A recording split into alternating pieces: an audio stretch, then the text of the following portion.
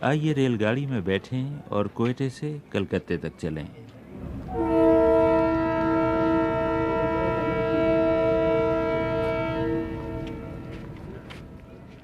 میں جس روز کوئٹے سے چلا، رات کو بارش برس چکی تھی، سامنے پہاڑوں پر برف گر چکی تھی اور کرکٹ کے عالمی مقابلوں میں پاکستان کی ٹیم ہندوستان سے ہار چکی تھی۔ میں اسٹیشن پر پہنچا تو رات کی جھڑی نے سب کچھ دھو دھلا کر صاف ستھرا کر دیا تھا۔ وہی دیکھا بھالا سا جانا پہچانا سا اسٹیشن، سامنے بڑے بڑے در، بڑا سا برآمدہ، اس کے اندر ٹکٹ گھر، انتظار گاہیں، دفتر اور اپنے بکسوں، سوٹ کیسوں اور بستر بندوں پر بیٹھے ہوئے مسافر۔ لیکن سب سے پہلے، سب سے آگے اور سب سے نمایاں پتھر کی سپاٹ تختی پر کھدے ہوئے ان 154 ریلوے ملازموں کے نام جو 31 مئی 1935 کے زلزلے میں مر گئے تھے۔ عبد الرحمن خان سے لے کر وی جے ویبسڈین تک 154 نام، جن میں واسدیو بھی تھا، توتا اور اجاگل سنگھ بھی تھے، ترلوکا، بلونت رائے، بشیر احمد، بہاری لال اور بیلی رام بھی تھے۔ یہ سب زلزلے کی نظر ہو گئے۔ ان میں حقیر نوکر بھی ہوں گے، معمولی مزدور بھی ہوں گے، چھوٹے موٹے ملازم اور عام اہلکار بھی ہوں گے۔ آج کا دور ہوتا تو یہ سب مر کھپ کر خاک میں مل گئے ہوتے، نہ کسی کو ان کا نام یاد رہتا، نہ ان کے مرنے کا سبب۔ کیسا زمانہ تھا وہ کہ ایک ایک کا نام وقت کی تختی پر کندہ کر دیا گیا، شاید یہ بتانے کے لیے نہیں کہ یہاں بشیر احمد اور بشمبر ناتھ مرے تھے، بلکہ یہ جتانے کے لیے کہ کبھی انسان کتنا گراں قیمت تھا اور انسانی جان کتنی گراں قدر تھی۔ اب تو سکھر کے قریب سانگی کے ٹرین کے حادثے میں 300 سے زیادہ مسافر اور عملے کے افراد مر گئے تو ریلوے کے وزیر نے استعفیٰ تک دینے کی زحمت گوارا نہیں کی۔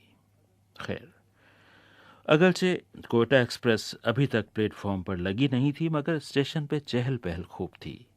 بہت عرصے بعد ریل گاڑی میں بیٹھنے جا رہا تھا تو جی چاہا کہ اس سفر کے نخرے اٹھاؤں، چنانچہ ہلکا سا سامان ہونے کے باوجود قلی کر لیا، لو بھائی میرا سامان اٹھاؤ، اور پھر یہ کہ کوئی چیز ادھر ادھر نہ ہو جائے اس لیے احتیاطاً قلی پر جتا دیا۔ دیکھنا ایک نگ ہے۔ وہ میرا سوٹ کیس سر پر رکھے آگے آگے چلا۔ مشقت کرتے کرتے اس کے بال سفید ہو چلے تھے اور سوکھی ہوئی ٹانگیں سیاہ پڑنے لگی تھیں۔ کیا نام ہے تمہارا؟ جگنو۔ جگنو؟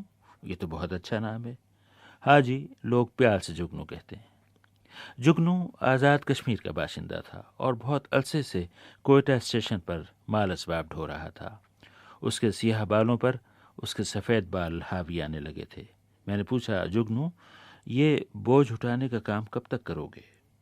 بس جب تک دم ہے، جب تک دم ہے یہ کرتے رہیں۔ کچھ ایسے یہاں کے قلیوں سے آپ واقف ہیں جو بوڑھے ہو گئے، انہوں نے کام چھوڑ دیا؟ چھوڑ دیا کام۔ اس کے بعد ان کی کیا حالت ہوتی ہے؟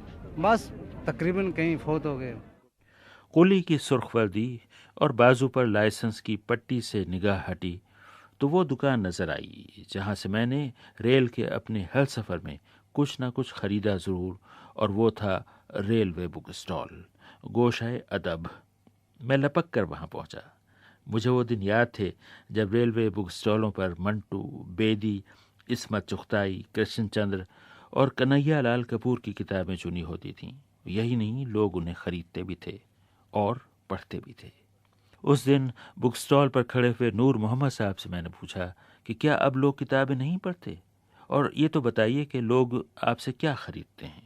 یہ یہاں پر تو عموماً زیادہ تر رسائل، ڈائجسٹ اور دینی معلومات کے مطابق اس قسم کی جو رسائل ہیں ان کے بارے میں وہ پڑھتے ہیں۔ اچھا، بالکل پڑھتے ہیں جی، بالکل، اس میں کوئی شک نہیں کہ یہ نہیں پڑھتے، یہ غلط بات ہے، بالکل پڑھتے ہیں۔ لوگوں نے میرے ہاتھ میں مائکرو فون دیکھا اور میری آواز پہچانی تو جسے میں رات سمجھ بیٹھا تھا وہ فوراً ہی کھل گیا۔ لوگ میرے گرد جمع ہو گئے۔ مشکل یہ تھی کہ وہ چاہتے تھے کہ وہ مجھ سے باتیں کریں، میں چاہتا تھا کہ میں ان سے گفتگو کروں۔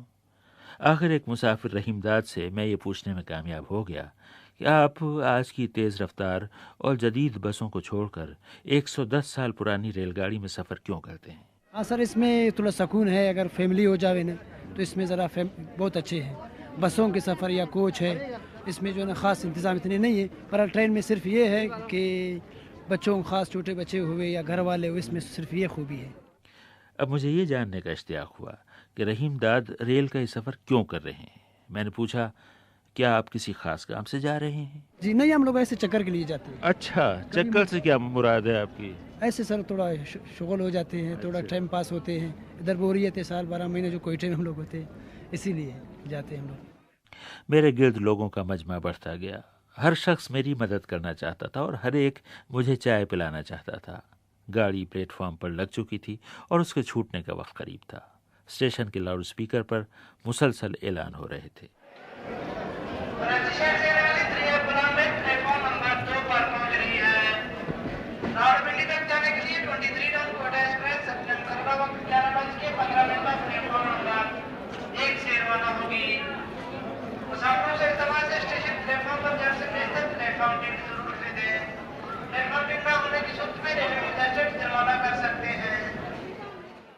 आखिर गार्ड ने हरी झंडी दिखाई। गाड़ी आहिस्ता आहिस्ता सरकने लगी। जो लोग गले मिल सकते थे वो मिले, बाकी ने हाथ मिलाए, और जो रह गए और जो एक दिन पहले क्रिकेट के मैदान में पाकिस्तान के हार जाने पर उदास थे, वो मेरी तरह खुदा हाफिज कहकर रह गए। अच्छा, खुदा हाफिज और बहुत शुक्रिया आप सबका। कल का मैच हार गया, अगर मेरे अख्तियार में होता तो मैं खुदा हाफिज।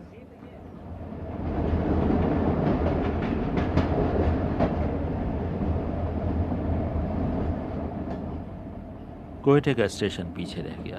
वही स्टेशन जिसकी इमारत सन 35 के ज़लज़ले में ढह गई थी और फिर 28 अक्टूबर सन 39 को जिसकी मौजूदा इमारत खोली गई थी। कोयटा एक्सप्रेस बलूचिस्तान के पहाड़ों से सिंध के मैदानों में उतरने के लिए दर्राए बोलान की तरफ बढ़ने लगी। आगे बलखाती रेलवे लाइन नजर आने लगी जो पूरे 110 साल पहले 1886 में डाली गई थी। उस वक्त मिर्ज़ा मोहम्मद हादी रुस्वा बहुत याद आए।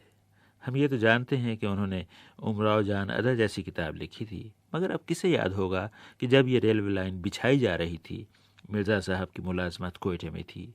वो रुड़की इंजीनियरिंग कॉलेज से सर्वेयर की सनद लेकर आए थे और इस रेलवे लाइन के सर्वे में शरीक थे। हमारे एक दोस्त ने कहा, मिर्ज़ा मोहम्मद हादी रुस्वा न होते तो एक शरीफ घराने की लड़की कोठे तक और हिंदुस्तान के मैदानों की रेलगाड़ी कोयटे तक न जाती। मैं अपने तन्हा डिब्बे में बैठा ये सोचकर मुस्कुरा ही रहा था कि दरवाजे पर दस्तक हुई और एक साहब दाखिल हुए। बलोच सरदारों जैसी दाढ़ी मूछें और वैसी ही बारोब शख्सियत। बोले और ज़रा सी लेकिन भली लगने वाली लुकनत के साथ बोले, मेरा नाम बिजारानी है, मीर नासिर खान बिजारानी।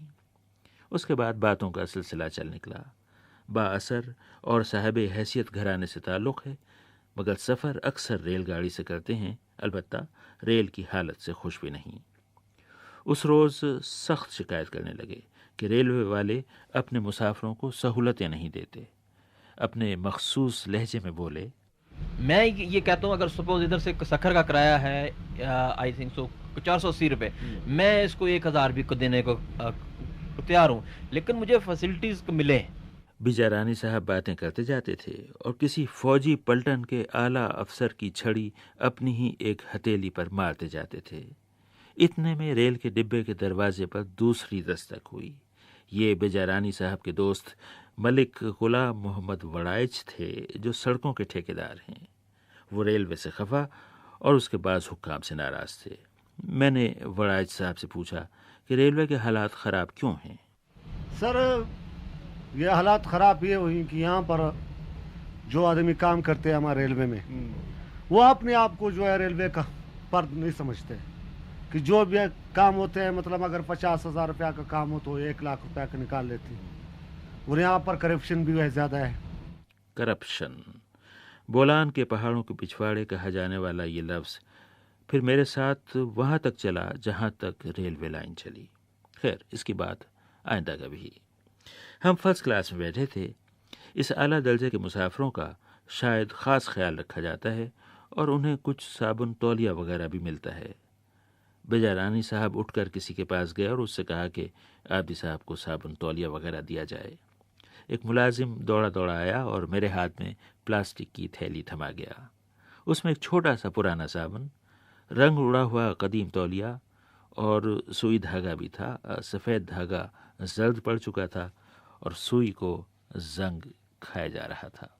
वैसे फर्स्ट क्लास का ये डिब्बा कुछ ऐसा बुरा न था। आरामदेह नशिस्तें थीं। ऊपर की नशिस्तों पर चढ़ने के लिए चमकीले एल्युमिनियम की सीढ़ी थी।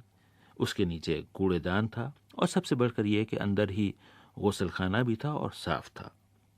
मैंने तारीफ करनी चाहिए तो मीर नासिर खान बिजारानी एक बार फिर किसी मुद्दई के वकील के अंदाज में बोले, आप जाके अभी आप इकॉनमी में जाके करें ट्रैवल, बाथरूम में कुछ नहीं होगा, स्लीपर में जाएं, स्लीपर की खिड़कियां नहीं काम कर रही, आप इनके एयर कंडीशन जो स्टेशनों पे इंतजार गाएं हैं, I think so waiting rooms, आप जाके इतनी रबिश हैं कि हमें एक दानिस्ता तौर पे वीआईपी लॉन्च को इस्तेमाल करना पड़ जाता है। We are not VIP, VIP तो अल्लाह है, पोजीशन इज दिस।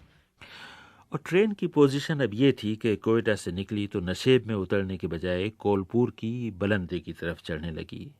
रास्ते में वो स्टेशन आया जिसे लोग सरियाब कहते हैं, लेकिन जो टाइम टेबल के मुताबिक सरेआब है, यानी पानी का किनारा।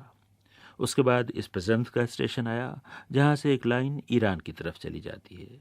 ये स्टेशन बस मैदानों में खड़े थे। अगाड़ी पिछाड़ी ना कोई बस्ती नज़र आई, ना कोई आबादी, और दाएं बाएं अगर कुछ था तो मटियाले मैदान थे, पथरीले पहाड़ थे, भूरी चट्टानें थीं और बला का सन्नाटा था जिसमें गूंजकर रेलगाड़ी की आवाज़ वापस आ रही थी। इतने में कोलपुर का स्टेशन आ गया। हर तरफ एक धूम सी मच गई, कोलपुर कोलपुर। गाड़ी अच्छी तरह रोक दी गई। सारे ही मुसाफिर नीचे उतर आए और धूप तापने लगे। मिस्त्रियों ने गाड़ी को ठोंक बजाकर देखना शुरू किया।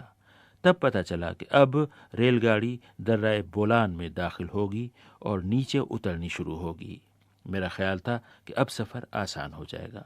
फिर पता चला कि उतराई का सफ़र ख़तरनाक होता है। उस वक्त गाड़ी चलाने का कमाल इंजन का ड्राइवर नहीं दिखाता, बल्कि गाड़ी के ब्रेक दिखाते हैं। वही ट्रेन को संभाले रखते हैं और थामे रखते हैं। स्टेशन से ज़रा आगे शायद अंग्रेज़ों के ज़माने का बड़ा सा बोर्ड लगा था जिस पर अंग्रेज़ी में लिखा था, स्टॉप, चेक ब्रेक्स। गाड़ी आगे सरकने लगी। पहियों की रगड़ से उसके ब्रेक सीटी सी बजाने लगे और कुछ आगे एक और बड़ा सा बोर्ड नज़र आया। उस पर भी अंग्रेज़ी में लिखा था, drivers you have been warned. इसका सलीस उर्दू में तर्जुमा यूँ हो सकता है, ड्राइवरों खबरदार, बाद में न कहना कि हमें खबर न हुई। गाड़ी दर्राए बोलान में दाखिल होकर नीचे उतरने लगी।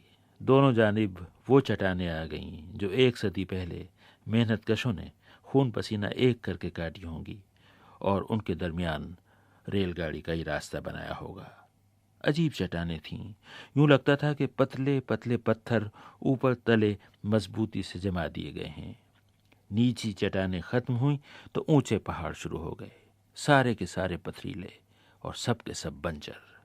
ट्रेन ढलान पर उतर रही थी और साफ लगता था कि उसे चलाया कम और रोका ज़्यादा जा रहा है। आखिर मच का स्टेशन आ गया।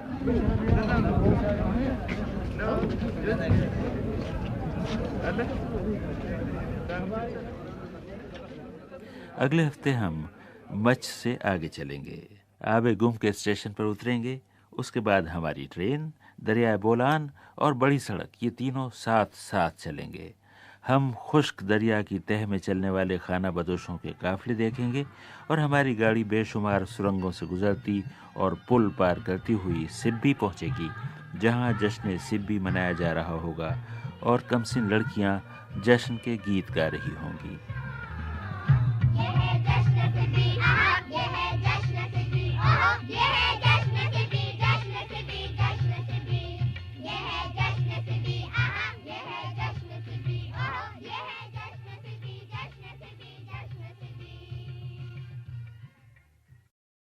पार्ट 2।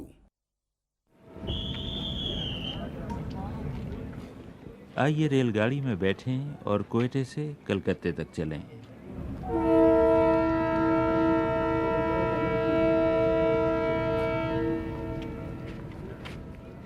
कोयटे से हमारी गाड़ी चढ़ती हुई कोलपुर तक गई और फिर कोलपुर से उतरती हुई मच आ पहुंची। मच की दो बड़ी खूबियां थीं। एक तो ये कि इलाके में कोयले की जो बहुत सी कानें हैं उनसे निकलने वाला कोयला मालगाड़ियों में लादा जा रहा था। दूसरी ये कि 1935 के कोयटे के तबाहकुन जलजले का मरकज़ यहीं था। बहुत से मुसाफिरों के साथ मैं भी प्लेटफॉर्म पर उतर गया। यहाँ कुछ नौजवान मिले। मैं हर एक से पूछ रहा था कि आप कहाँ रहते हैं, और हर एक अगले स्टेशन का नाम बता रहा था। वो स्टेशन जिसे देखने का मैं खुदा जाने क्यों बहुत मुश्ताक था, आबेगुम का स्टेशन। नौजवानों से बातें हो रही थीं। आप कहाँ रहते हैं? आबेगुम में रहते हैं आप? आबेगुम देखने का मुझे बड़ा इश्तियाक है, क्योंकि हमारे दोस्त हैं मुश्ताक अहमद यूसुफी साहब, उन्होंने बड़ी मशहूर किताब लिखी है आबेगुम के नाम से। अगला स्टेशन है आबेगुम, आपसे मुलाकात होगी। अच्छा, खुदा हाफ़िज़। मच का स्टेशन बहुत दिलचस्प है। ये रेलवे लाइन के किनारे नहीं है, बल्कि ट्रेन असल लाइन को छोड़कर पहलू में पड़ी हुई दूसरी लाइन पर चली जाती है और ऊंचाई की तरफ जाती है। तब मच का प्लेटफॉर्म आता है। फिर वहाँ से फरागत पाकर ट्रेन आगे नहीं जाती, बल्कि पीछे उतरती है। पीछे लौटकर ये दोबारा असल पटरी पर आती है और एक बार फिर आगे रवाना हो जाती है। मच में जहाँ हर तरफ कोयले के अंबार नज़र आ रहे थे, वहीं कच्चे पक्के मकान भी दिखाई दे रहे थे। औरतें बावर्ची खानों में खाना पकाती और बच्चे खाने के इंतज़ार में खेलते नज़र आ रहे थे। घरों से बहकर बाहर आने वाले पानी के किनारे बेलें उगाई थीं, जो पथरीली दीवारों पर चढ़ा दी गई थीं। मच से पहले वीराने थे। उन वीरानों में अगर कोई इंसान नज़र आता था तो वो रेलवे के थके मांदे मिस्त्री और कारीगर थे, जो खुदा जाने कैसे वहाँ उजाड़ इलाकों में पहुंचकर रेलवे लाइन को ठीक ठाक करने में मसरूफ़ थे। मच के बाद छोटे छोटे गांव आने लगे। मकानों की दीवारें रेतली मिट्टी से लिपी हुई थीं। कुछ दूर जो पहाड़ थे, यूँ लगता था कि उन पर भी बिल्कुल मकानों वाली मिट्टी पोती गई है। बावर्ची खानों से धुआं उठ रहा था। बच्चे एक दूसरे को पकड़ने का खेल खेल रहे थे। हर बस्ती के बाहर उसका कब्रिस्तान था। सारी सूखी सूखी सी कब्रों के ऊपर खुश्क पत्थर चुने गए थे। अजीब बात यह कि वो जो रेलगाड़ी के रास्ते में पड़ने वाली दीवारों पर हकीमों और शिफाखानों के बड़े बड़े इश्तहार लिखे जाते हैं, इस रास्ते की दीवारें उनसे महफूज थीं। मुझे लगता है जब कभी कोई पेंटर इन बलोची देहात की दीवारों पर इश्तहार लिखने आता होगा, बस्ती वाले उसे मार कर भगा देते होंगे। उसका नतीजा ये हुआ कि पेंटर ने राह में बड़ी बड़ी चट्टानों पर हाथ साफ किया। एक चट्टान पर लिखा था, आंखों के लिए नायाब तोहफा मुल्तानी सुरमा। एक और चट्टान पर लिखा था, शहीदों का खून रायगा नहीं जाएगा। एक चट्टान पर पेंटर ने खुशखती का मुजाहरा करते हुए लिखा, सिपाही साहबा जिंदाबाद।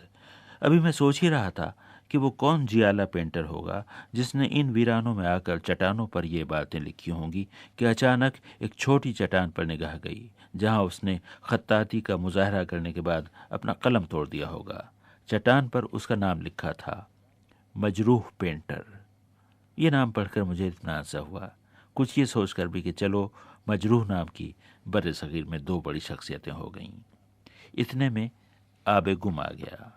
वही छोटा सा स्टेशन, वही अंग्रेज़ों के ज़माने की इमारत, वही पुराने दरख्त, सामने कुछ ऊंची चोटियाँ, ढलानों पर आबाद बस्तियाँ, कुछ कोयले के अंबार और बेकार पड़ा हुआ पुराना टीन की चादरों का बैतुल खला। मैं ट्रेन से नीचे उतर गया।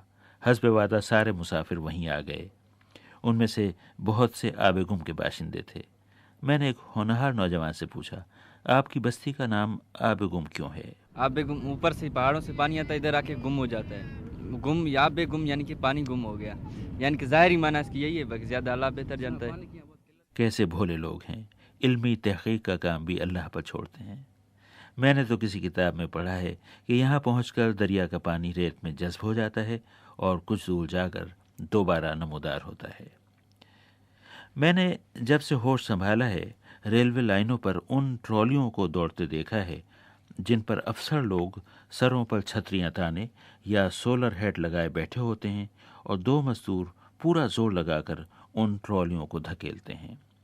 अफसरों से तो खैर मैं यूं ही दूर भागता हूँ। बड़ी ख्वाहिश थी कि कभी उन गरीब मेहनतकश मजदूरों से मुलाकात करूँ। उस रोज़ मुझे ट्रॉली धकेलने वाला एक शख्स मिल गया। जी चाहा उसे गले से लगाऊं और उसके माथे का पसीना इत्र की शीशी में जमा कर लाऊं। मैंने पूछा कि क्या आप ही हैं वो जो साहब लोगों की ट्रॉली पुश करते हैं? हाँ, पुश करते हैं। उस पे कौन लोग बैठे हुए होते हैं? हमने उधर अक्सर देखा। अफसर बैठे होते हैं अक्सर, ये क्या क्यों जाते हैं ट्रॉली पे अफसर? तो गैंग को चेक करते हैं। तो ये जो इसके देखभाल करने वाले मिस्त्री कारीगर होते हैं, जो मैंने रास्ते में देखा बड़े बड़े वो पुर्जे और वो आले वगैरह प्लायर्स वगैरह लिए खड़े थे, जो इसको रेलवे लाइनों को गालबन ठीक करते रहते हैं। जी हाँ ये लोग कौन हैं? ये कैसे वहाँ जाते हैं? वीरानों में मैंने देखा कुछ लोग रेलवे लाइन को चेक कर रहे थे। सर, वो पैदल आते हैं ना सर, पैदल आते हैं, किसी के पास साइकिल होती है, नहीं तो पैदल टूर के आते हैं उधर से। मैंने पूछा कि 110 साल पहले डाली जाने वाली इस रेलवे लाइन को आपने बहुत करीब से देखा होगा, क्या अभी तक इसकी हालत अच्छी है? नहीं सर, अभी वो ही नहीं हालत, पहले वाली हालत नहीं है। जो अभी अब तो तो इसके नीचे जो ब्रेक है ना, वो तो गला हुआ है बिल्कुल ही, गाड़ी आती धड़कते हैं ऊपर आते हैं। गरीब मजदूर ने जो बात सच थी कह दी। आबेगुम से फिर मेरी ट्रेन आगे चली। रास्ते में ओसेपुर नाम का एक छोटा सा स्टेशन आया, इतना छोटा सा कि टाइम टेबल में उसका नाम नहीं। गाड़ी भी वहाँ नहीं रुकी। किसी ज़माने में स्टेशन के आसपास अवाम को तमाम सहूलतें फराहम करना लाजमी रहा होगा। चुनाचे ओसेपुर स्टेशन के बाहर वही कदीम दौर का टीन की चादरों का बना हुआ टॉयलेट नज़र आया, जिसके 2 दरवाजे थे। एक पर अंग्रेज़ी में लिखा था मैन और दूसरे पर उसूलन होना चाहिए था वीमेन, लेकिन ख़वातीन के एहतराम के पेश नज़र उस पर लिखा था लेडीज़। इस इलाके में कोयटा एक्सप्रेस ने जो रास्ता तय किया वो मेरे दिल और मेरे दिमाग पर नक्श होकर रह गया है। राह में सुरंगें आनी शुरू हुईं। रेलगाड़ी बार बार सुरंगों से ऐसे गुजर रही थी जैसे धागे वाली सुई बार बार कपड़े से गुजारी जा रही हो। यहाँ रेलवे लाइन, दरियाए बोलान और बड़ी सड़क पहलू ब पहलू दौड़ने लगे। रेलगाड़ी ने दरियाए बोलान को 9 मरतबा पार किया। इस तरह ये पटरी, दरिया और सड़क कभी साथ साथ चलते, कभी आपस में गुथ जाते, जैसे किसी लड़की के बालों की 3 लटें बनाकर चोटी गूंथी जा रही हो। दोनों तरफ दर्राए बोलान के ऊंचे पहाड़ थे। गाड़ी का शोर गूंज रहा था। दरिया के दूसरे किनारे पर सड़क थी और माल से लदे हुए ट्रक एड़ी चोटी का जोर लगाते हुए ऊपर चढ़ रहे थे। लेकिन जो देखने का मंजर था वो दरिया के किनारे पर नहीं, दरिया के अंदर था। सूखी नदी की खुश्क तह में खाना बदोशों के काफले चले जा रहे थे। मार्च का महीना था, गर्मियों का आगाज था और ये खाना बदोश मैदान छोड़कर ऊपर बुलंदियों की तरफ रवां दवां थे। वो आहिस्ता आहिस्ता चल रहे थे जैसे उन्हें कोई जल्दी ना हो। उनके साथ उनके ऊँट थे और भेड़ें थीं और मुर्गियाँ थीं। बाज ने दरिया की तह में खेमे लगा दिए थे। औरतें पकाने रींधने में मसरूफ़ थीं। उन्होंने रेत में सूखी शाखें गाड़कर धुले हुए बर्तन उन पर लटका दिए थे। उनके बच्चे चट्टानों के ऊपर चढ़े आती जाती रेलगाड़ियों को देख रहे थे। मगरबी सयाहों को मशवरा दिया जाता है कि इन खाना बदोशों को करीब से देखना हो तो मार्च के महीने में दरिया की तह में बहाव के रुख पैदल चलें ताकि पूरे रास्ते आमना सामना रहे। खाना बदोश खुश अखलाक हैं, कुछ नहीं कहते, तस्वीरें उतारने पर भी एतराज़ नहीं करते। अलबत्ता होशियार, इनके कुत्ते बहुत खूंखार हैं। हमारी ट्रेन जब तक पहाड़ से उतरती रही उसकी रफ्तार धीमी रही। कहते हैं कि इसमें ख़ास तरह के ब्रेक लगाए गए थे ताकि कहीं किसी ढलान पर गाड़ी बेकाबू ना हो जाए। लेकिन अगर खुदा न खास्ता ये ख़ास ब्रेक भी जवाब दे जाएं तो ट्रेन को तबाही से बचाने के जा बजा इंतज़ामात थे। थोड़े थोड़े फासले पर असल रेलवे लाइन से शाखें निकाली गई थीं जो ऊंचाई पर चढ़ाई गई थीं और आगे रेत में धंस गई थीं। मकसद ये था कि ट्रेन बेकाबू हो जाए तो उसे इस पहलू वाली लाइन पर डाल दिया जाए और वो धीमी होकर रेत में धंसकर खुद ही रुक जाए। मैंने 42.5 साल तक रेलवे की मुलाजमत करने वाले एक रिटायर्ड गार्ड मोहम्मद सिद्दीक साहब से पूछा कि ये कैसी लाइन होती है। ये एक सेटिंग इन्होंने बनाई होती है कि खुदा ना खास्ता अगर कोई गाड़ी ओवरशूट हो जाए किसी किस्म की तो वो कांटा वो उठाते हैं उसको, तो वो फिर ऊपर चढ़ नहीं सकती, रास्ते में वापस आ जाए गाड़ी। उससे यह कि एक्सीडेंट का डर नहीं होता, नीचे आ जाती गाड़ी। क्या उस साइडिंग को मुझे किसी ने बताया जहन्नुम लाइन भी कहते हैं? बस ऐसी एक बना रखी है उन्होंने कहने के लिए, उसका नाम तो ऐसी साइडिंग है तो, लेकिन जहन्नुम लाइन ऐसे बना दिया कि ये जहन्नुम में चलती गाड़ी। खुदा खुदा करके दर्राए बोलान की उतराई ख़त्म हुई। ट्रेन ने एक बार फिर दरियाए बोलान को पार किया और अब जो मैदान आए तो वही सहमी सहमी सी गाड़ी अब इठला इठला कर दौड़ने लगी और दौड़ते दौड़ते सिब्बी जा पहुंची। उस रोज़ वहाँ जश्न सिब्बी था। सारे शहर में मेले का समा था। खुद मेले में ज़रा ज़्यादा ही मेला था, इतना कि कान पड़ी आवाज़ का सुनना दूभर था। दो मोटर कार, दो मोटरसाइकिल के प्रोग्राम, दो मोटर कार वाला बहुत दुखी। शवा शवा शवा शवा शवा शवा दिखता आएगा।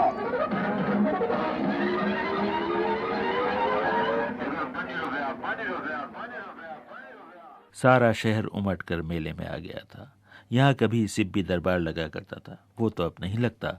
अलबत्ता घोड़ों और मवेशियों की निहायत शानदार नुमाइश अब भी होती है। उस दिन वहाँ बलूचिस्तान की मशहूर बाग नाड़ी नस्ल के सफ़ेद और सुरमई बैल लाए गए थे। ऐसा वजीह और शानदार बैल, और इतना वजनी और इतना बड़ा बैल कि आंखों में न समाए। मैंने हैवानात के डॉक्टर फैजुल्ला साहब से पूछा कि इस इलाके के इस बाग नाड़ी बैल की क्या खुसूसियात हैं। एक तो ये वेट बहुत ज़्यादा गेन करते हैं थोड़े अरसे में, और ये ड्राउट पर्पज़ हैं, मतलब कि हल चलाने के लिए, बरबरदारी के लिए ये इस्तेमाल किए जाते हैं, और ये गोश्त की पैदावार के लिए भी अच्छे जानवर हैं, क्योंकि वेट ज़्यादा गेन करते हैं तो गोश्त ज़्यादा देते हैं आपको। और इसके बाद एक बड़े स्टेडियम में ऊँटों का रक्स हुआ और शानदार घोड़ों, बैलों और भेड़ों की परेड हुई और इलाकाई साज बजे और रक्स हुए।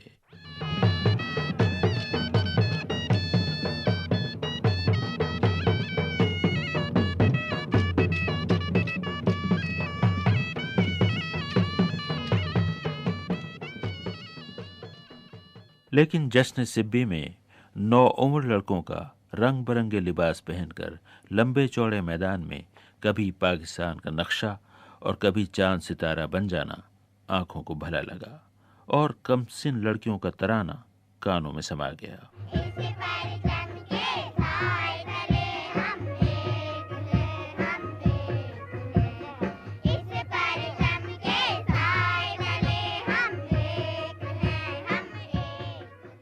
अगले रोज़ मेरी सखर और रोहड़ी को रवानगी थी। मुझे क्या खबर थी कि सफ़र का अगला मरहला अपने साथ 20 दिलचस्पियाँ लेकर आएगा। तो वो सब अगले हफ्ते इंशाअल्लाह।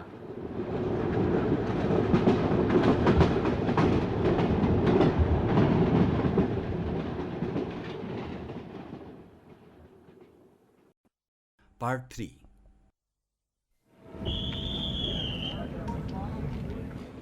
आइए रेलगाड़ी में बैठें और कोयटे से कलकत्ते तक चलें।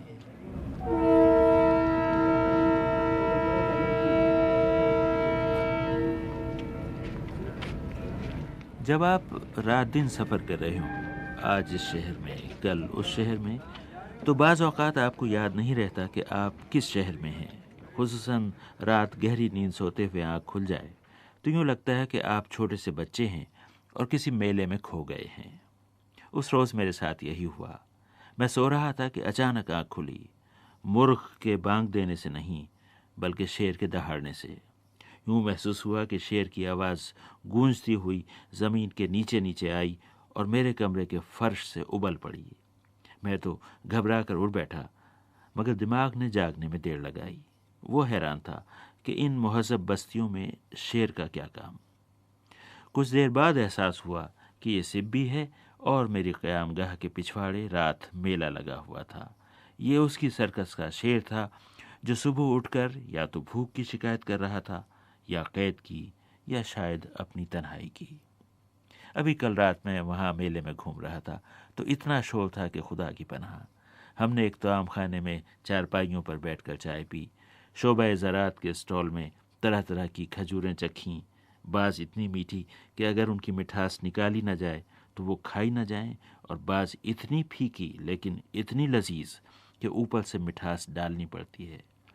फिर हमने शोबा तालीम के स्टॉल में जदीद कंप्यूटर देखा, जिसके बटन दबाने से मालूम हो जाता था कि बलूचिस्तान के किस इलाके में कितने स्कूल हैं, कितने स्कूलों की अपनी इमारतें हैं, यहाँ तक कि कितनी इमारतों की छतें नहीं हैं।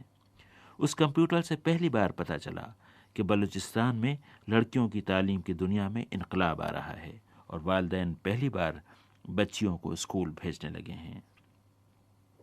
मैं सिब्बी के स्टेशन की तरफ चला तो रास्ते में वो सीधा और बहुत लंबा बाजार पड़ा, जिसके एक सिरे पर गोल चौराहा और बहुत दूर दूसरे सिरे पर थाने का लकड़ी का बहुत बड़ा दरवाज़ा है। उसके बारे में मशहूर है कि जिन दिनों सिब्बी में क़यामत की गर्मी पड़ती है और आसमान से आग बरसती है, इस बाज़ार में इतना सन्नाटा होता है कि मकामी लोगों के बकौल गोल चौराहे से गोली दागी जाए तो सीधी जाकर थाने के दरवाजे में पेवस्त हो जाती है। राह में चिड़िया का बच्चा भी हायल नहीं होता। मगर अब लोग कहते हैं कि ज़माना बदल गया है और शदीद गर्मी में भी ये बाज़ार ग्राहकों से भरा रहता है। उस रोज़ मैं सिब्बी के रेलवे स्टेशन पहुंचा तो प्लेटफॉर्म मुसाफरों से भरा हुआ नहीं था। मैं ठहरा सदा के बेचैन गाड़ी आने से बहुत पहले स्टेशन पहुंच गया, मगर उसका फ़ायदा ये हुआ कि स्टेशन के अमले की मेज़बानी नसीब हुई। उन्होंने कदीम ज़माने से लगे हुए वो भारी भरकम आहनी आलात दिखाए जिनसे आज तक पता चलता है कि कौन सी गाड़ी पिछले स्टेशन तक आ चुकी है, कौन सी ट्रेन अगले स्टेशन तक बखैर व आफियत पहुंच चुकी है, किस ड्राइवर ने कौन सा गोला फेंका है और आगे जाने वाले ड्राइवर को कौन सा नंबर देना है। नौजवान अमला बड़े इश्तियाक से ये सब कुछ मुझे दिखा रहा था और कह रहा था कि इन आलात और इस निज़ाम को अगर समझदारी से चलाया जाए तो रेलगाड़ियों की टक्कर हो ही नहीं सकती। मैंने हाथ उठाकर दुआ मांगी कि रेलवे के सारे अमले को समझदारी दे। सिब्बी का स्टेशन सोया सोया सा लग रहा था। अचानक कोयटा एक्सप्रेस आ गई। सोया हुआ स्टेशन जाग उठा।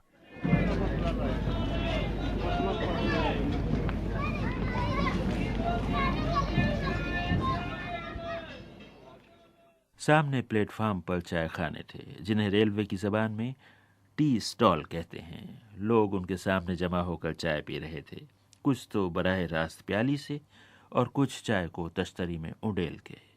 मुसाफिरों से बातें होने लगीं।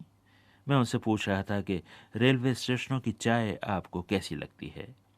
एक पश्तो बोलने वाले मुसाफिर से मैंने एक मुतलजिम की मदद से पूछा, आपको ये चाय कैसी लगती है?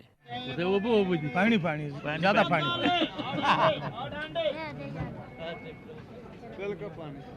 एक और मुसाफिर से मैंने यही सवाल किया, रेलवे की चाय कैसी है? बिल्कुल थर्ड क्लास होती चाय। अच्छा, पीने का काबिल तो नहीं थे, मजबूर होकर दुनिया पीती है। और बात चाय से बढ़कर सोडे वाटर की बोतलों तक जा पहुंची। कहने लगे, यार जो गाड़ी में बेचते नकली बोतलें बेचते 8-8-9 रुपए लगाते हैं, मुसाफिर जो गर्मी में पी जाते हैं। मैं मुसाफिरों से बातें कर रहा था। एक साहब अपने डिब्बे की खिड़की पर अपना हाथ और उस हाथ के ऊपर अपनी ठुड्डी टेके टेप रिकॉर्डर पर फिल्मी गाने सुन रहे थे। मुझे क्या खबर थी कि उनका सारा ध्यान गानों में लगा हुआ है। मैंने अपना माइक्रोफोन उनके सामने बढ़ाते हुए कहीं ये पूछ लिया, आप कहाँ का सफर, कहाँ जा रहे हैं आप कहाँ जा रहे हैं? कहीं नहीं जा रहे। अच्छा, खफा हो गए क्या? अच्छा, शुक्रिया। कोयटे से कलकत्ते तक इस पूरे सफ़र में सिर्फ 2 आदमी ऐसे मिले जिन्होंने मेरे सवाल का जवाब देने से इनकार किया। एक कोयटा एक्सप्रेस के इस गरीब मुसाफिर ने और एक लाहौर रीजन के बहुत बड़े अफसर ने। उसका अहवाल मैं आपको लाहौर पहुँच कर ही सुनाऊँगा। वहीं सिब्बी के स्टेशन पर एक और मुसाफिर से मैंने पूछा, रेलगाड़ियाँ तो बहुत सुस्त हो गई हैं, ये गाड़ी 2 दिन में रावलपिंडी पहुँचेगी, आप बस को छोड़कर रेल में क्यों बैठते हैं? ये रेल का सहूलत वाला सफ़र होता है, अच्छा सफ़र है ये। बस का तो डर बहुत आता है ना। गाड़ी ठीक वक्त पर चल रही थी। जो वक्त टाइम टेबल में लिखा था ये उसी वक्त रवाना हुई। इसका अगला पड़ाव एक ऐसा स्टेशन था जिसका मैंने पहले कभी नाम भी नहीं सुना, बख्तियार आबाद डोम की। भला यहाँ ट्रेन का स्टॉप क्यों? मगर सुना है पूरे हिंदुस्तान पाकिस्तान का ये दस्तूर है कि जो शख्स रेलवे का वज़ीर मुकर्रर हो जाता है उसके आबाई गांव या कस्बे के स्टेशन पर हर गाड़ी रुकने लगती है। हो ना हो बख्तियार आबाद डोमकी का कोई शख्स कभी रेलवे का वज़ीर बना होगा।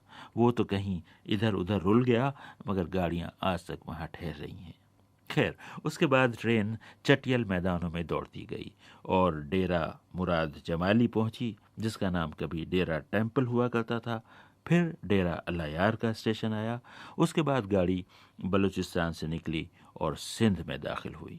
वहाँ अपने जैकब साईं का शहर जैकब आबाद आ गया। उसकी बात वहीं पहुंचकर करेंगे। पहले रास्ते के इस सफ़र का अहवाल सुनाने के लिए मैं ये करता हूँ कि उस रोज़ राह में अपने जो तासुरात मैंने रिकॉर्ड किए थे, इस वक्त अपना टेप रिकॉर्डर चलाकर वो आपको भी सुनवाता हूँ। सिब्बी से चले तो चटियल मैदान आ गए, सिर्फ मैदान, कोई तहजीब का आसार तक नहीं थे। बड़ी मुश्किल से टेलीफोन के तार और सड़कें आईं और फिर कुछ ट्रक चलते हुए नज़र आए, कुछ टूटे हुए ट्रक जिनके पहिए निकाल लिए गए थे, जिन पे लदा हुआ माल उतार दिया गया था, और कहीं कोई ज़रा सी बस्ती नज़र आती थी तो एक छोटा सा स्टेशन भी नज़र आता था, लेकिन गाड़ी उस पर नहीं रुकी। बिलाखिर एक स्टेशन पर रुकी, लोग उतरे, प्लेटफॉर्म पे चादरें बिछाईं, नमाज़ पढ़ी, लोगों ने बच्चों को पेशाब कराया। सामने एक टॉयलेट था जिसे जाए ज़रूरत मर्दाना, जाए ज़रूरत जनाना लिखा हुआ था। कितने ही लोग पेशाब करने गए, मगर उस जाए ज़रूरत के अंदर कोई नहीं गया। लोग कहते हैं कि ट्रेन पे चलने वाले इंजीनियर बताते हैं कि इसमें जनरेटर जो हर डिब्बे में लगा हुआ है उसकी बेल्ट्स नहीं है, उसके बगैर चल रहा है, करंट कम है, रोशनियाँ कम हैं, पानी कम है, ब्रेक्स जो हैं वो मनशियात के आदि उसके ब्लॉक्स चुरा लेते हैं और बाज़ार में फ़रोख्त कर देते हैं, कास्ट आयरन के काम आता है। इस तरह के मसाइल हैं और शदीद हैं। हाँ, तो चलते चलते जैकब आबाद आ गया, जॉन जैकब का शहर। इलाके के कबाइल यहाँ लूट मार किया करते थे कि जनरल जॉन जैकब वहाँ नज़्म व ज़ब्त कायम करने के लिए भेजे गए। ये सन 1847 की बात है। उस वक्त जैकब आबाद का नाम खानगढ़ था। जैकब साहब ने वहाँ कबाइलियों को काम से लगा दिया। कोई कुएं खोदने लगा, किसी ने दरख्त लगाए, कुछ लोग सड़कें बनाने और नहरें खोदने में मसरूफ़ हो गए, कुछ लोग मकान तामीर करने लगे, अक्सर खेती बाड़ी में लग गए। देखते देखते इलाके में खुशहाली आ गई और कत्लो गारतगरी चली गई। जैकब साहब लाजवाब फौजी होने के साथ साथ कमाल के इंजीनियर, मेमार और मुजिद थे। उन्होंने जदीद तर्ज की बंदूक ईजाद की और एक ऐसी घड़ी बनाई जो न सिर्फ वक्त बल्कि दिन, महीना और चांद की कैफियत भी बताती थी। कहते हैं कि जैकब आबाद के डिप्टी कमिश्नर के घर में लगी हुई ये घड़ी आज तक चल रही है। वही घर जिसका नक्शा खुद जॉन जैकब ने बनाया था और उसकी छत में 400 मोखले भी बनाए थे ताकि गर्मी से तंग आने वाले कबूतर वहाँ पनाह ले सकें। जैकब आबाद के बारे में तो हर एक जानता है कि बरसगीर का सबसे गर्म इलाका है। आखिर 36 साला जॉन जैकब उसी गर्मी की लपेट में आ गए। एक रोज़ वो खेतों में काम कर रहे थे कि उन पर गर्मी का असर हुआ। 5 दिसंबर 1858 को वो चल बसे। अगले रोज़ उनका जनाजा उठा, जिसमें कहते हैं कि शहर के 10,000 बाशिंदे शरीक थे। अजब बात यह है कि सिपास और तशक्कुर के इस एहसास में शहर के बाशिंदे आज भी शरीक हैं। कहते हैं कि कई बार जैकब आबाद का पुराना नाम खानगढ़ बहाल करने की कोशिश की गई, मगर शहर वाले आमादा न हुए।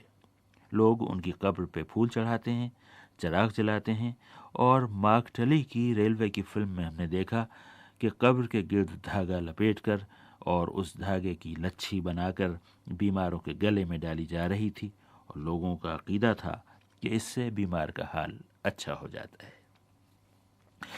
लेकिन क्या अब उस इलाके में ठग लौट आए हैं?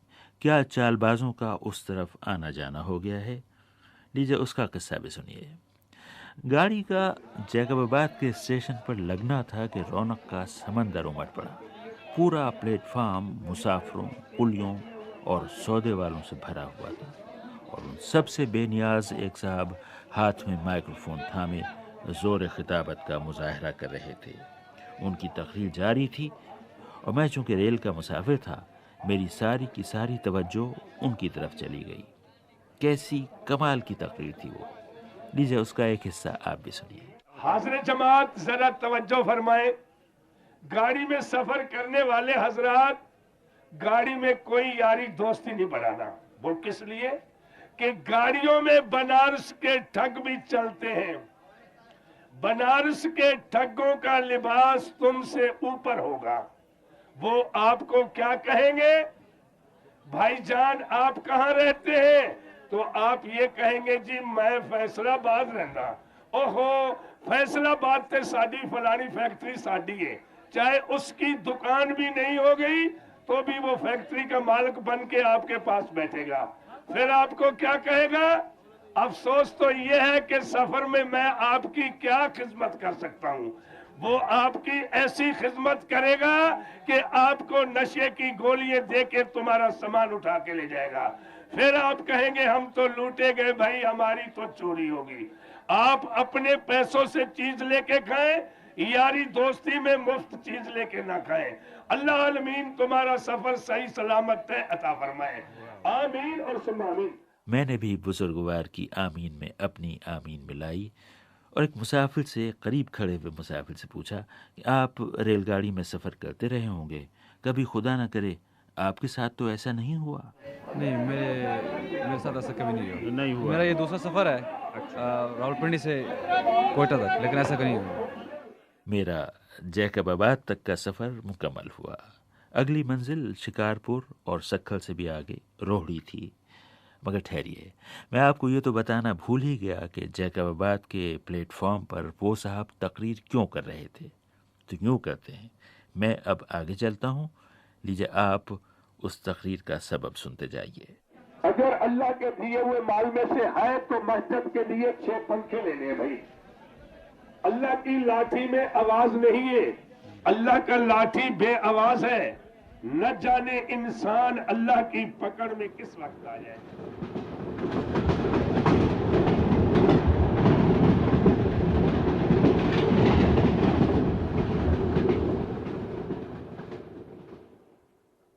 पार्ट 4।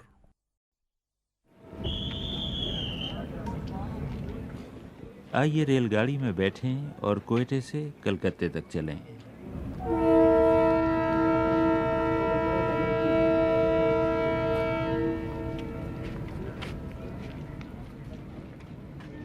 मेरी गाड़ी जैकबाबाद से चली तो मुझे ख्याल आया कि सिंध और बलूचिस्तान के इस इलाके पर अंग्रेज़ों की अभी तक कितनी गहरी छाप है। शहर जैकबाबाद का नाम जनरल जॉन जैकब के नाम पर है। शहर सिब्बी का नाम कभी संडेमन आबाद रखा गया था, वो 2 रोज़ भी न चला। जोब का नाम किसी ज़माने में फोर्ट संडेमन था। सिब्बी और जैकबाबाद के दरमियान 2 छोटे छोटे रेलवे स्टेशन तेज़ी से आए और उतनी ही तेज़ी से गुजर गए। उनके नाम अंग्रेज़ों के नाम पर हैं, लिंडसे और नटल। पता नहीं ये मिस्टर लिंडसे कौन थे और नटल साहब की तारीफ़ क्या थी। जैकबाबाद के बाद एक और ज़रा सा स्टेशन पड़ा आबाद, उसमें किसी नाम का झगड़ा ही। हुमायूं, वही हुमायूं तो नहीं जो इसी रास्ते भागकर ईरान गया था। कई बार बहुत जी चाहा कि उतर कर तहकीक करें कि इन नन्हे मुन्ने स्टेशनों के नाम किसने रखे थे, कब रखे थे और क्यों रखे थे। 23 डाउन जैकबाबाद से रवाना हो गई। स्टेशन की इमारत सरकती सरकती पीछे निकल गई। कहते हैं कि शहर की बहुत सी इमारतों की तरह इसका नक्शा भी खुद जैकब साहब ने बनाया था। 1 घंटा भी नहीं लगा कि हम शिकारपुर पहुंच गए। एक ज़माना था कि हिंदुस्तान और वस्ती एशिया के दरमियान सफ़र करने वाला हर शख्स, हर कारवां और हर काफ़िला शिकारपुर ज़रूर पहुंचा करता था। कंधार और वस्ती एशिया जाने वाली पुरानी सड़क यहीं से गुजरती थी। चीन का सूबा सिंकियांग शिकारपुरी ताजरों से भरा रहता था। 18वीं सदी के अवाखिर में यह सिंध का सबसे बड़ा तिजारती मरकज़ था। उस ज़माने के एक नक्शे में जिस जगह पाकिस्तान है वहाँ सिर्फ 2 शहर दिखाए गए हैं। तो शिकारपुर अपनी मिठाई और अचार की वजह से मशहूर है। उस रात जो ही हमारी गाड़ी शिकारपुर के प्लेटफॉर्म पर लगी, उसमें टीन के भारी भरकम कनस्तर चढ़ाए जाने लगे। मैंने किसी से पूछा कि क्या इनमें मिट्टी का तेल है। जवाब मिला कि जी नहीं, इनमें शिकारपुर का अचार है। मैं पूरा प्लेटफॉर्म तो नहीं देख सका, वरना मुझे यकीन है कि कहीं मिठाई के बक्स भी चढ़ाए जा रहे होंगे, खुसूसन लौकी के सब्ज हलवे के डिब्बे। मैं स्टेशन की रौनक में खोया हुआ था कि रेलवे के अमले का एक शख्स मुझे ढूंढता हुआ आ गया। आबदी साहब, सक्खर से मीर नासिर खान बिजारानी साहब का फ़ोन आया है। पूछ रहे हैं कि आपने खाना रास्ते में खा लिया है या सक्खर पहुंच के खाएंगे। मैं 2 पहर से भूखा था। जवाब देने में 1 पहर की भी देर नहीं लगाई। हाँ, प्लीज़ बिजारानी साहब से कहिएगा कि खाना मैं सक्खर पहुंचकर खाऊंगा, और ये भी कहिएगा कि दाल के साथ शिकारपुर का अचार और उसके बाद लौकी का हलवा खाऊंगा, सब्ज हलवा। ये पैगाम भिजवाकर मैं वापस अपने डिब्बे में आया तो मेरे शरीक सफ़र 2 नौजवान ईरानी पिस्ते का मेरा पूरा पैकेट खा चुके थे। चलते चलते इन नौजवानों का किस्सा भी सुनते चलिए। मैं जब सिब्बी से ट्रेन में चढ़ा, ये डिब्बे में मौजूद थे। हमारी तरफ की रेलगाड़ियों में आप जानते ही हैं कि दुआ सलाम के बाद मुसाफिर एक दूसरे से पूछते हैं कि कहाँ से आ रहे हैं और कहाँ जा रहे हैं। इस बार ऐसा नहीं हुआ। दोनों नौजवान कुछ नहीं बोले। मुझे क्या पड़ी थी, मैं भी चुप रहा।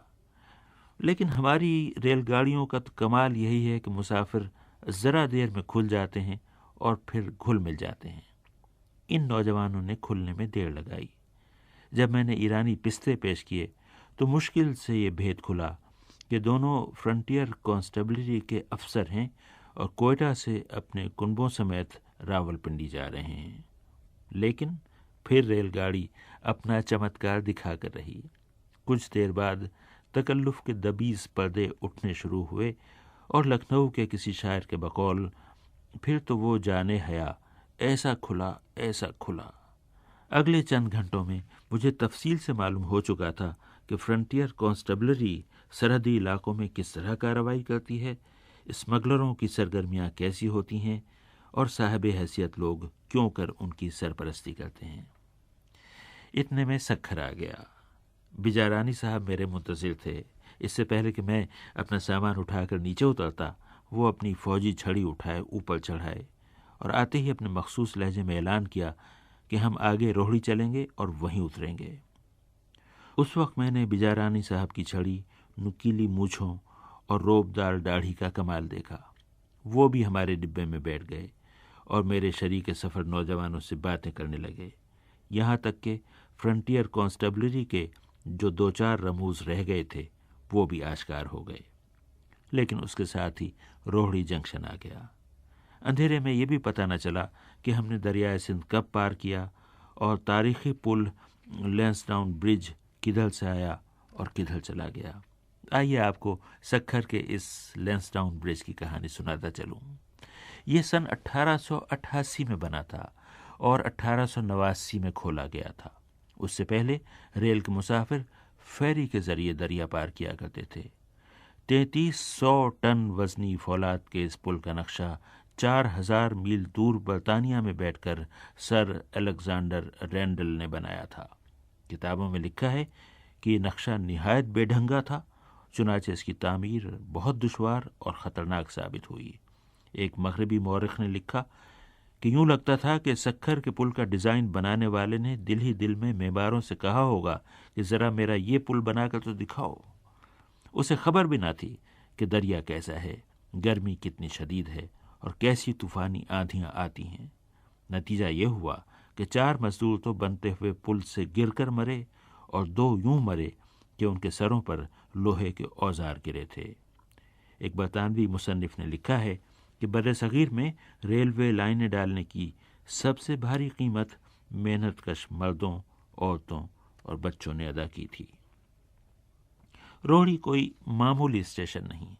4 जानिब से आकर रेलवे लाइनें यहाँ मिलती हैं, या यूँ कह लीजिए कि यहाँ से 4 जानिब गाड़ियाँ जाती हैं।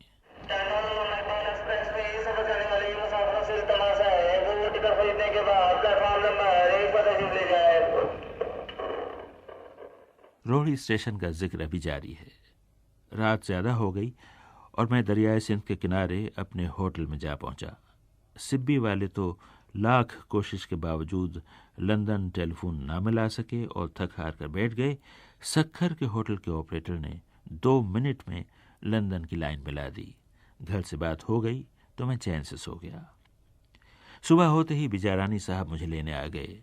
हमने सखर बैराज के ऊपर से दरिया पार किया और चूने के पत्थर की पहाड़ियां काट काट कर उनमें से गुजारी हुई सड़कों पर सफ़र करते दोबारा रोहड़ी जंक्शन पहुंचे। मुझे 105 अप से मुल्तान जाना था और उसके आने और छूटने में देर थी। मकसद ये था कि रोहड़ी के स्टेशन पर चलें, लोगों से मिलें, बातें करें और पुराने पुराने लोगों से रेल की कहानियां सुनें। हम स्टेशन मैनेजर साहब के पास गए तो वो बड़े तपाक से मिले, जैसे मुझे खूब अच्छी तरह जानते और सूरत शक्ल से पहचानते हों। मैंने अभी हैरान होना शुरू किया ही था कि उन्होंने बताया, आबिद साहब मैं कल रात भी आपसे मिला था, मगर इस वक्त आपको पहचानने में दुश्वारी हो रही है क्योंकि उस वक्त मैं वर्दी के बगैर था। स्टेशन मैनेजर साहब कमाल के मेज़बान निकले। कहने लगे कि जो सहूलत चाहिए ले लीजिए, ऐसी फराग दिली को भला कौन ठुकरा सकता है। मैंने अपनी फरमाइश कर दी, मुझे रेलवे के कुछ पुराने लोगों से मिलवा दीजिए। मेरा ये कहना था कि उन्होंने मेरा हाथ थामा, बराबर वाले दफ्तर के बड़े से ऊंची छत वाले लंबी लंबी रोशन खिड़कियों वाले कमरे में ले गए और बोले, ये बैठे हैं मोहम्मद सिद्दीक साहब। तमाम पुराने पुराने रेलवे वाले पेंशन की रकम लेने इनके पास आते हैं। आप इनके पास बैठिए और फिर देखिए कैसे कैसे कदीम रेलवे मैन आते हैं। वो तो जब आएंगे तब आएंगे। मेरी निगाहें खुद मोहम्मद सिद्दीक साहब के चेहरे की झुर्रियों में यूं दौड़ने लगीं जैसे रेलगाड़ियां पटरियों पर दौड़ती हैं। मालूम हुआ कि 42 साल रेलवे की मुलाजमत करके अभी 6 साल पहले रिटायर हुए हैं और अब रिटायर्ड मुलाजमों की पेंशन का रिकॉर्ड रखने और उन लोगों को माहाना पेंशन की रकम अदा करने का काम करते हैं। मगर भला क्यों?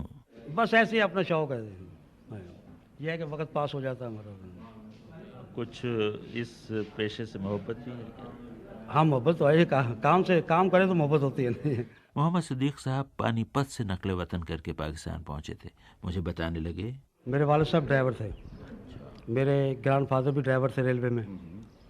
तो पार्टीशन से जब हम यहाँ आए उसके बाद मैं कराची गया, कराची से मुझे अपनी मुलाजमत हुई। मोहम्मद सिद्दीक तरक्की करते करते गार्ड हो गए।